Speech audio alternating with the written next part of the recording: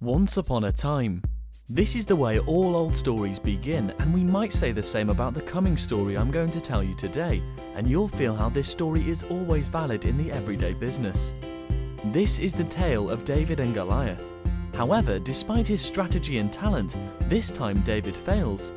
There was this young guy, a small one named David. He was full of energy and ideas, and he was hired by a company to sell their products. On the other side, there was a procurement top dog giant called Goliath, who was sitting and waiting for people like David to come to his desk so he could have fun by using the buying power and mistreat each salespeople. David met Goliath several times, and in each meeting or negotiation, David was always trying his best to be proactive with Goliath, proposing different ideas and alternative solutions with the target to avoid the price topic and avoiding being the underdog. At the end, Goliath was always and just looking at the bottom line price without really listening at alternatives, innovations or added value solutions proposed by David. Goliath was claiming important words as partnership, price gap or competition to have a strong impact on David in each meeting or negotiation, and promising also that if you can get to that price, more business will come, but without any real commitment. Does this ring any bell? Goliath was well trained and knew how to play the game. He was always well prepared for his meetings and most of the time was able to corner David.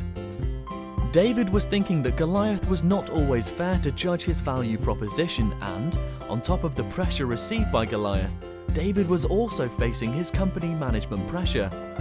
Business was decreasing, market share was at minimum, so losing this customer was simply not an option.